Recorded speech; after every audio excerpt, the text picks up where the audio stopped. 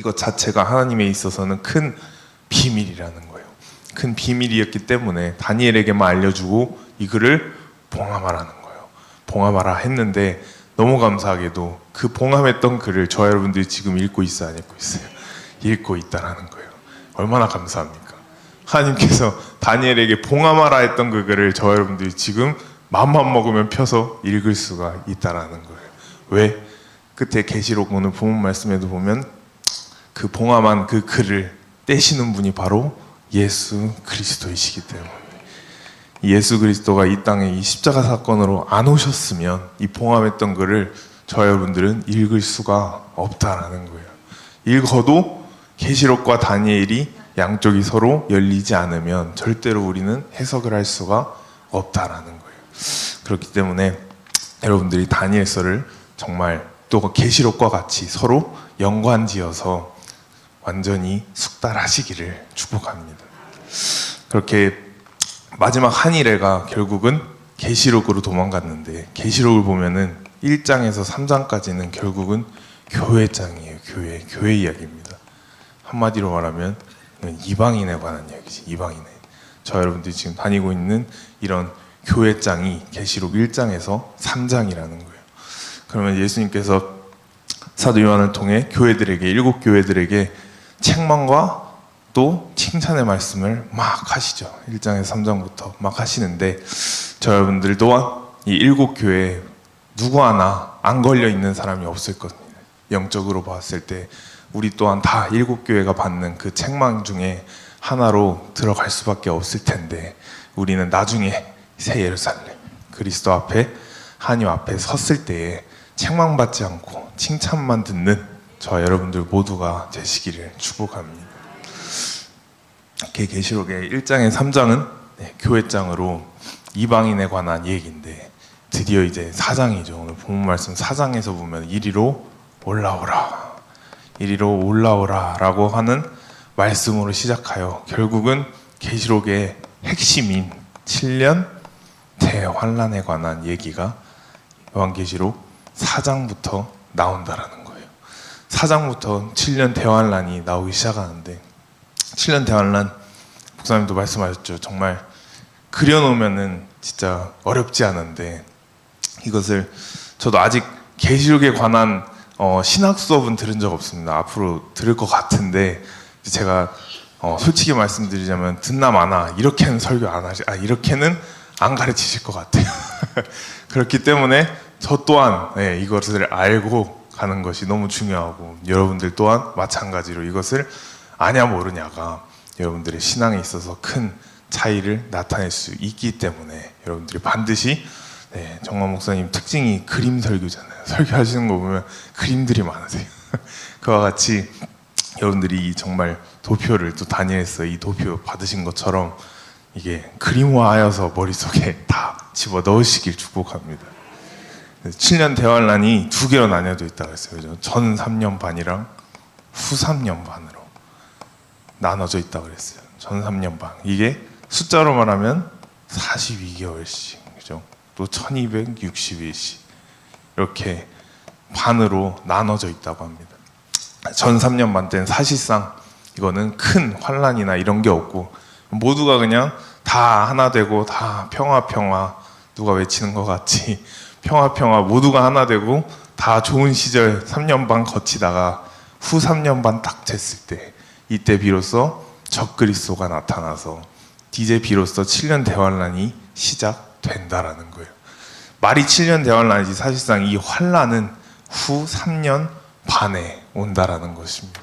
근데 저 여러분들은 너무 감사해야 될 또 하나 제목은, 저 여러분들이 이 시대에 있다 없다? 없다라는 거예요. 왜 없어요? 이게 유대인의 달력이기 때문에, 그죠?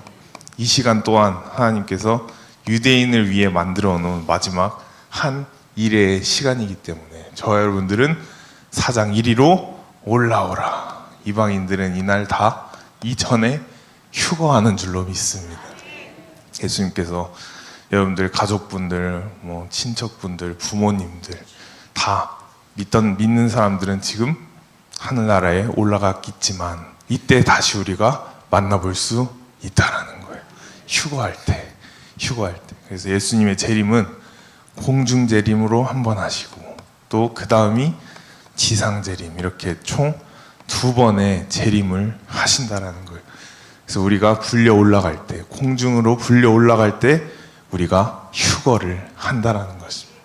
이방인들은 다 공중으로 불려 올라가서 휴거를 하며 그때 이제 유대인들은 이 땅에서 7년 대환란을 들어간다라는 겁니다.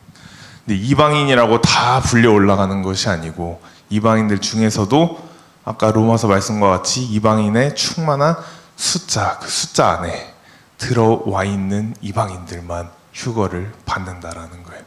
숫자 안에 들어온다는 게 무슨 뜻인가요? 구원받은 하나님의 자녀들만 휴거를 받는다라는 얘기예요. 그래서 저 여러분들 지금 서로 다 이렇게 같은 자리에서 예배드리고 수많은 사람들이 같이 예배드리지만 예수님께서 공중재림 하셨을 때 우리가 다 휴거로 불러 올라갈 때 저 사람 나랑 같이 열심히 예배드리고 신앙생활 했던 사람인데 했는데 본인은 올라가는데 만약에 그 사람 밑에 딸려 있다면 그게 얼마나 비극적인 사건이겠습니까? 7년 대환란이 시작될 때 유대인들은 당연히 유대인들이 그 핵심이지만 이때 이방인 또한 섞여 있을 수밖에 없다라는 거예요. 왜? 이방인의 숫자에 포함 안 돼 있는 이방인들은 이때 유대인들과 같이 이 7년 대환란을 겪을 수밖에 없는데 이방인들에게 있어서 7년 대환란은 진짜 말 그대로 환란일 것입니다. 왜냐하면 이때는 누구를 위한 시간이라고요? 유대인들을 위한 시간이기 때문에 저땐 진짜 이방인 취급받을 수밖에 없고 진짜로 본인의 신앙을 아무리 지키려 해도 물론 뭐 신앙이 있었다면 다 휴거됐겠죠. 이때 자체가 이방인들을 위한 시간이 아니기 때문에 그래서 핵심은 저와 여러분들이 지금 이때 이방인의 때를 지나가고 있는 지금 이 시간, 이 하루하루를 우리가 소중히 여기면서 하나님 앞에 새 예루살렘에서 우리가 받을 아까 사도 바울이 말한 것 같이 부르심의 상, 우리가 받을 그 면류관을 위하여 우리가 이 이방인의 때를 살아가고 있는 지금 이때 열심히 쌓아두시기를 축복합니다. 이렇게 해서 1260일인데 결국은 목사님께서 말씀하신 것 같이 다 7이라는 숫자 좋아하는 분들 많죠. 성경 보면은 좋은 숫자는 다 성경에서 나온 것 같아요. 1, 3, 7, 10, 12 다 사람들이 좋아하는 숫자는 성경에서 나오는 것 같은데 계시록도 결국은 7, 3개로 그죠? 마지막에 큰 틀 보면은 7이 3개가 있다는 거예요. 7 인과 그죠? 7 나팔과 또 7 대접으로 이렇게 크게 계시록이 나눠져 있다는 거예요. 하지만 더 크게 봤을 땐 이것이 결국 다 무엇에 관련된 얘기예요? 7년 대환란에 관한 이야기는. 그래서 다 화로 끝나죠. 화로다, 화로다, 또 화로다 하면서 7년 대환란은 사실상 좋은 얘기는 아닙니다. 전부 다 유대인들을 위한 때이지만 하나님께서 이미 이것을 계획해 놓으셨기 때문에 심판이 7년 대환란 때 시작된다라는 거예요. 그래서 하나님께서 무엇을 심판하려 하시냐? 첫 번째로 자연을 심판하려고 하신다는 거예요. 태초에 에덴 동산 때 아담과 하와가 선악과를 따먹을 때 보면 자연도 그때 함께 같이 있었기 때문에 이 자연을 가지고서는 타락한 자연을 가지고는 하나님의 새 예루살렘을 이룰 수가 없기 때문에 타락한 자연마저도 하나님께서 심판을 하신다라는 거예요.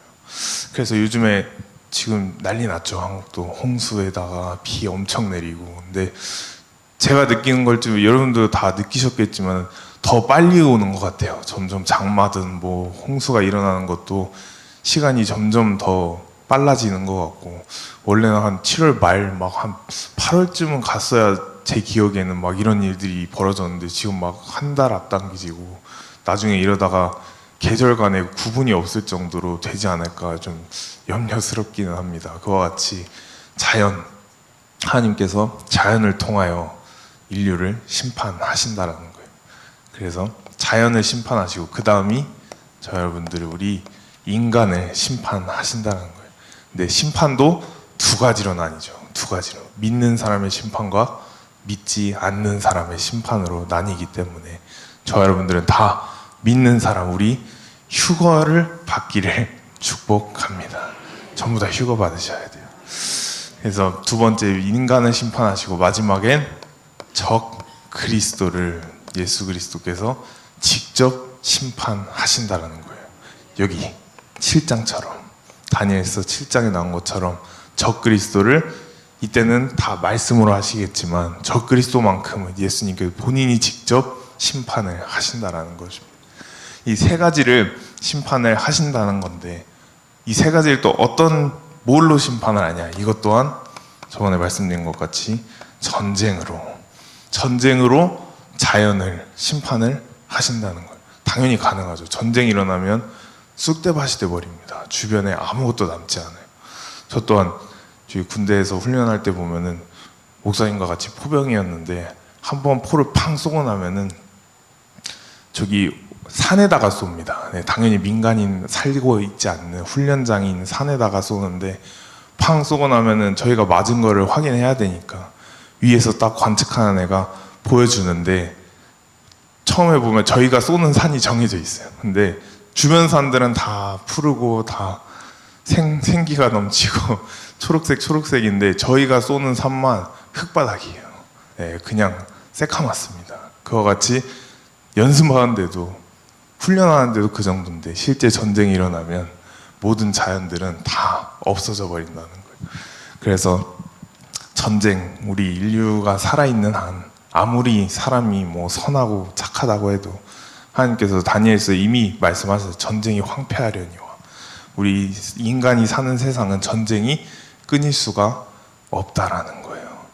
그렇기 때문에 전쟁 없는 평화 말이 됩니까? 안 됩니까? 안 돼요. 절대 안 된다는 거예요. 성경 말씀으로만 봐도 그건 말이 안 된다는 거예요. 인류 역사는 사람이 존재하는 한 하나님의 말씀대로라면 전쟁이 있을 수밖에 없다라는 거예요. 이렇게 전쟁을 통하여 하나님께서 자연과 동시에 당연히 전쟁을 하면 사상자가 나올 수밖에 없습니다. 피 흘리는 사람이 나올 수밖에 없기 때문에 전쟁 하나만 통하여도 자연과 인간은 바로 심판을 받을 수밖에 없다라는 거예요. 그렇기 때문에 우리가 깨어 기도해야 하는 줄로 믿습니다. 두 번째는 흉년을 통하여, 그죠? 흉년을 통하여. 이때가 되면 7년 대환란 이 시기가 되면은 모두가 다 가난해지고, 네, 지금은 뭐 저출산 시대로 가고 있지만은 인구와 상관없이 먹을 게 그냥 없어져 버리고 열왕기와 역대상하에 맞던 것처럼 정말 극심한 인플레이션, 말도 안 되는 인플레이션 와서 그때 성경 말씀을 보면은 비둘기 똥값이 막 올라가는, 열왕기상에 역대상에 보면 왕들의 시대 때 비둘기 똥값이 돈보다 더 올라가는 그러한 시대, 성경도 이미 말해주고 있잖아요.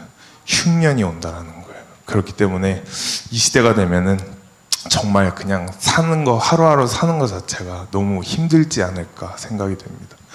흉년이 오면 당연히 자연은 망가질 수밖에 없죠. 그리고 인간 또한 굶어 죽는 사람이 생길 테고 너무 다 이렇게 힘든 상황이 생길 수밖에 없다라는 거예요. 세 번째는 전염병. 최근에 몇 년 전에 저희가 뭘 겪었죠? 전 세계가 코로나 겪지 않았습니까? 코로나 앞에 우리 인간은 한없이 약한 존재라는 게 이미 드러나 버렸습니다. 한 사람 확진됐다고 하면은 어떻게 됩니까? 아무 데도 못 가요. 방 안에 가둬놓고 격리시키고 아무 데도 못 가고 뭐 그냥 학교도 못 가고 저는 그것 때문에 오히려 조금 혜택을 보기는 했는데 마지막 졸업해야 되는데 코로나 터졌더라고요. 그래서 마지막 학년이 원래 제일 힘든 학년이었는데 집에서 다 온라인으로 하라 그래서 저는 그때 오히려 약간 감사했었는데 그래서 미국이 아니고 한국 와서 들었어요. 어차피 온라인이어가지고. 근데 전염병이 한번 터지니까 코로나가 언제 어디서 터질지 안 사람이 있어요. 아무도 몰라요. 아무도 모르는데 하루아침에 갑자기 코로나라는 게 터지기 시작하니까 전 세계가 전염병 앞에 결국은 굴복해버리고 마는 그런 상황을 저와 여러분들이 이미 겪어봤는데 지금 저희가 겪었던 인류 역사가 겪었던 전쟁, 가난, 그리고 코로나와 같은 이런 전염병이 우리가 여태 겪었던 것보다도 상상할 수 없는 그러한 단계로 7년 대환란 때 이 땅에 이루어진다라는 거예요.